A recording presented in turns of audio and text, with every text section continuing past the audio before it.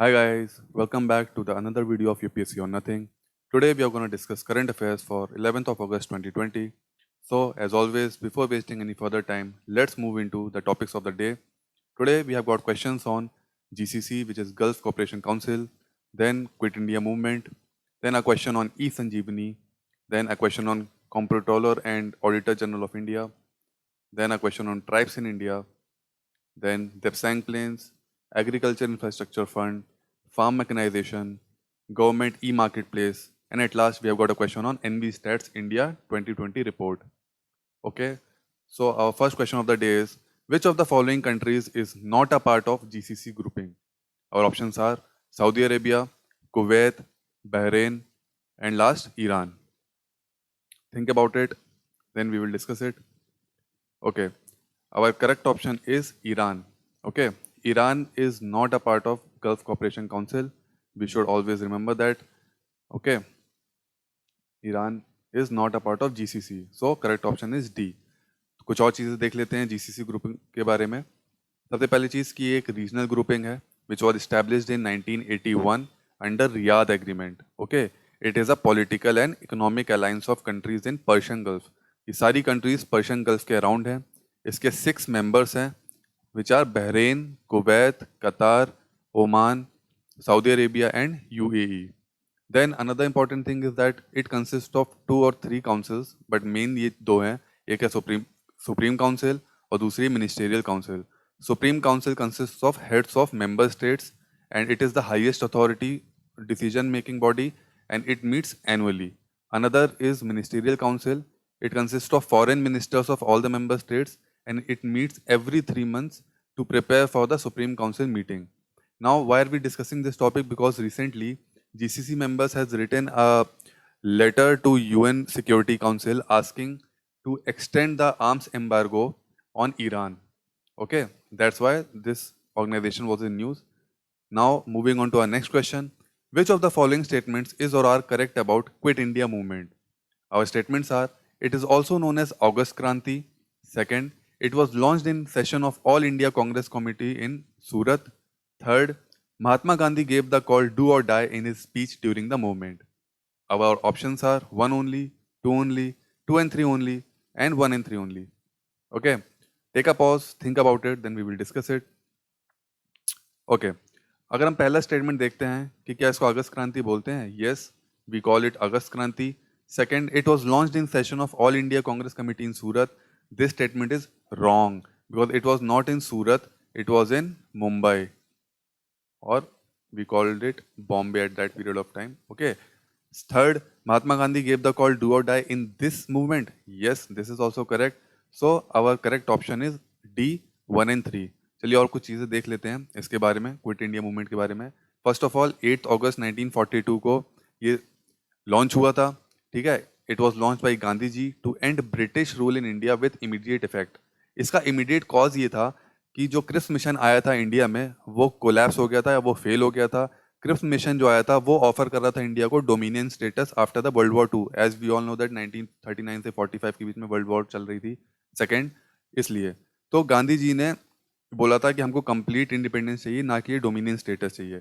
Another thing, Gandhi ji called it a post dated cheque drawn on a failing bank. कई बार इस type के question UPSC में आ जाते हैं, तो हम लोग को हमेशा ये सब चीज़ें ध्यान में देखनी चाहिए. छोटी छोटी इंट्रिकेसीज हैं ये सब. ठीक है. अनदर थिंग इज दैट कि ये जो मूवमेंट है ये 3 फेजेस में लॉन्च हुआ था. पहला फेज लॉन्च हुआ था urban revolt, second country side में हुआ था और थर्ड में एक पैरेलल गवर्नमेंट अलग अलग प्रोविंसेस में बनाई गई थी काउंटर करने के लिए मेन गवर्नमेंट को. ठीक है. अर्बन रिवॉल्ट में हम लोग हमेशा जो उस समय चीज़ें चलती थी हम लोग की प्रोटेस्ट करने की, लाइक स्ट्राइक्स हो गया, शॉप्स पिकेटिंग हो गया, इस टाइप की चीज़ें हुई थी. बट इसमें क्या हुआ था, गांधी जी को इम्प्रिजन कर लिया गया था आगा खान पैलेस इन पुणे और काफ़ी जो पर्सनालिटीज़ थी उनको भी इम्प्रिजन कर लिया गया था. उसके बाद सेकंड फेज कंट्री साइड में हुआ था जिसमें पेजेंट मूवमेंट और पेजेंट रेबेलियन हुए थे. काफ़ी कुछ कम्युनिकेशन सिस्टम को काफ़ी डैमेज कर दिया गया था उस टाइम पे. थर्ड में पैरेलल गवर्नमेंट्स फॉर्म हो गई थी. तो ये 3 फेजेज में ये मूवमेंट चल रहा था. इसमें स्लोगन डू और डाई का दिया गया था. ठीक है. Another important thing is that कि ये मूवमेंट जो लॉन्च हुआ था ये इसमें अरुणा असफ अली एक विमेन थी जिनको अपन ग्रैंड ओल्ड लेडी के नाम से भी जानते हैं. ये काफ़ी उभर के आई थी और इन्होंने ही इंडियन फ्लैग को होस्ट किया था गोवलिया टैंक मैदान में, जिसको अपन अगस्ती क्रांति मैदान भी बोलते हैं। ठीक है। Another important fact which we should know about this Quit India movement is that women took active participation in this movement, and उनमें से एक हस्ती हैं उषा मेहता। इन्होंने क्या किया था कि अंडरग्राउंड रेडियो स्टेशन सेटअप किए थे to spark the revolution among the masses. Another thing कि जो मुस्लिम लीग थी, कम्युनिस्ट पार्टी ऑफ इंडिया थी, हिंदू महासभा थी, इन लोगों ने बिल्कुल भी इसको सपोर्ट नहीं किया था। मुस्लिम लीग चाहती थी कि ब्रिटिशर्स पार्टीशन करके इंडिया को छोड़े, ऐसे इंडिपेंडेंस नहीं चाहती थी। हिंदू महासभा को लग रहा था कि कहीं इंटरनल कॉन्फ्लिक्ट ना क्रिएट कर दे इस चक्कर में। और सीपीआई जो थी उस समय कम्युनिस्ट पार्टी ब्रिटिशर्स का एलाय था, इसलिए सीपीआई भी इसको सपोर्ट नहीं कर रही थी। Another important thing which we should know is that जो क्विट इंडिया मूवमेंट का जो ये क्विट इंडिया है, ये जो स्लोगन है ये कॉइंट किया था यूसुफ मेहरअली ने। ठीक है। ये एक सोशलिस्ट और ट्रेड यूनियनिस्ट थे। और एक और इम्पॉर्टेंट चीज, जो साइमन गो बैक का जो नारा था वो भी इन्होंने ही कॉइंट किया था। ठीक है। तो ये जो कुछ इंपॉर्टेंट चीज़ें हैं क्विट इंडिया मूवमेंट के बारे में, ये चीज़ आप लोग नोट डाउन कर लीजिएगा। ये माइंड मैप फॉर्म में बहुत ईजी होता है याद करने के लिए, तो ये बहुत ही छोटा कम स्पेस लेता है और काफ़ी कुछ इसमें आ जाता है और रिवीजन में भी बहुत अच्छा फायदेमंद होता है। ठीक है। तो moving on to our next question, which of the following statements is or are correct about e Sanjeevani? Our statements are: it is patient to doctor teleconsultation launched amid the COVID-19 pandemic. Second, it is being implemented under the Ayushman Bharat Health and Wellness Center program. Our options are one only, two only, both one and two, and D, none of the above. Take a pause, think about it, then we will discuss it. Okay, अगर पहला statement देखें, it is patient to doctor teleconsultation services launched amid COVID-19 pandemic. So this statement is wrong. It is not patient to doctor, it is doctor to doctor. ठीक है। And it is not teleconsultation, it is telemedicine. ठीक है। जो ये patient to doctor teleconsultation जो ये launch हुआ है, ये ई संजीवनी ओपीडी है, इसी का एक्सटेंशन है, वो लॉन्च हुआ है, ई संजीवनी नहीं है। ठीक है। It is being implemented under the Ayushman Bharat healthness program, ये बिल्कुल सही है। तो हमारा करेक्ट ऑप्शन हो जाता है बी, टू ओनली। इसके बारे में और चीजें देख लेते हैं। देखिए, it is a doctor to doctor telemedicine system. अब टेलीमेडिसिन क्या होता है? अकॉर्डिंग टू WHO इसका जो मेन फैक्टर होता है वो है डिस्टेंस। ठीक है। जो डिस्टेंस में अपन करते हैं। ठीक है। जिसमें health care professionals IT services, that is information technology services को यूज करके डिजीज को डायग्नोज और ट्रीट करते हैं। Okay. Another thing, it is developed by CDAC which is centre for development of advanced computing. ये एक R&D ऑर्गेनाइजेशन है ministry of electronics and information technology का। ओके। देन ये ई संजीवनी का एम क्या है? It seeks to connect all 1,50,000 HWCs health and wellness centres using hub and spoke model. Hub and spoke model क्या होता है? ये जैसे सर्किल है, जैसे पहिया होता है अपना टायर का, साइकिल का, इस तरह ये हब एंड स्पोक मॉडल ये होता है। ठीक है। एक क्लस्टर फॉर्म होता है। तो इसमें लिखा है कि to connect all 1,50,000 HWCs using hub and spoke model by December 2022. Okay. Another thing, that it is under Ministry of Health and Family Welfare and it is implemented under Ayushman Bharat program. Then अभी ये news में क्यों था? क्योंकि recently ई संजीवनी और ई संजीवनी OPD दोनों ने मिल के 1.5 लाख टेली कंसल्टेशंस रीच कर चुके हैं, जिसमें से टॉप 2 स्टेट्स है जिन्होंने सबसे ज़्यादा ये फैसिलिटीज अवेल की हैं, वो है तमिलनाडु और आंध्र प्रदेश, इसलिए न्यूज़ में था। Okay. Moving on to our next question, which of the following statements is or are correct about CAG, which is Comptroller and Auditor General? Okay. तो हमारे स्टेटमेंट्स हैं, it is the constitutional body under article 148 of the constitution of India. Second, he is appointed by the president by a warrant under his hand and seal. Third, he hold his office till the pleasure of the president. Our options are 1 only, 1 and 2 only, 2 and 3 only, and D, all of the above. Take a pause, think about it, फिर हम लोग इसको discuss करते हैं। तो सबसे पहला statement अगर देखें, it says that it is a constitutional body under article 148. This is correct, it is a constitutional body under article 148. Second says that he is appointed by the president by a warrant under his hand and seal. This is also correct, president ही इनको appoint करता है. Third, he hold his office till the pleasure of the president. ये statement गलत है. ठीक है.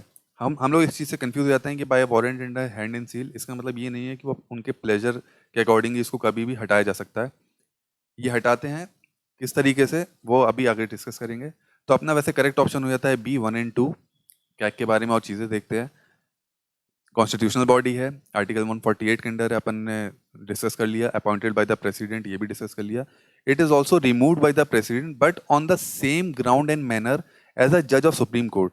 मतलब ऐसे नहीं कि कभी भी हटा दिया, इसके लिए एक रेजोल्यूशन पास होना चाहिए both the houses of the parliament with special majority. ये कि नहीं नॉर्मल मेजोरिटी, सिंपल मेजोरिटी नहीं, स्पेशल मेजोरिटी होनी चाहिए। जो ग्राउंड्स हैं वो प्रूवन मिसबिहेवियर और इनकैपेसिटी हैं, जो कि सुप्रीम कोर्ट के जो जज के उसमें होते हैं वही सेम है इसमें भी है। फिर इनका जो टेन्योर होता है वो 6 ईयर्स और 65 years, which ever is less, 6 साल के लिए होता है।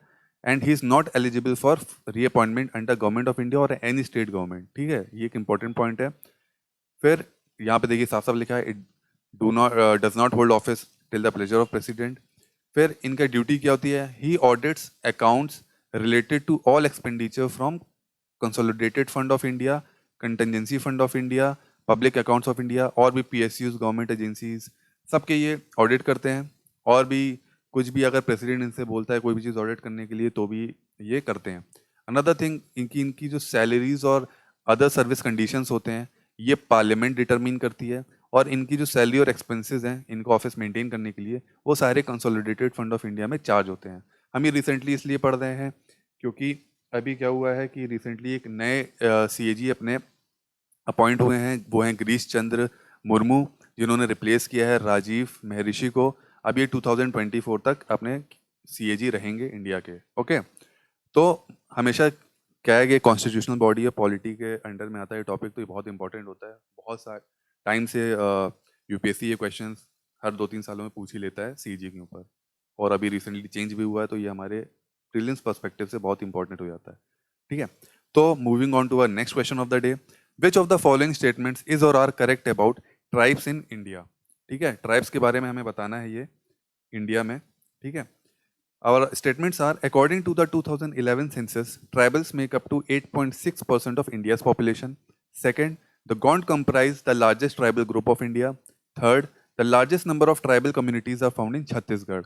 Our options are 1 and 2, 2 and 3, 3 only, and all of the above. Take a pause, think about it, then we will discuss it. पहला स्टेटमेंट बिल्कुल सही है, tribals make up to 8.6% of the India's population according to 2011 census.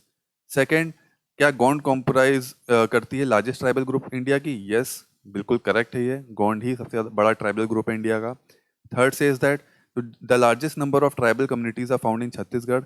This statement is wrong because ये छत्तीसगढ़ में नहीं है, ये ओडिशा है। सबसे ज़्यादा ट्राइबल ग्रुप्स ओडिशा में पाए जाते हैं।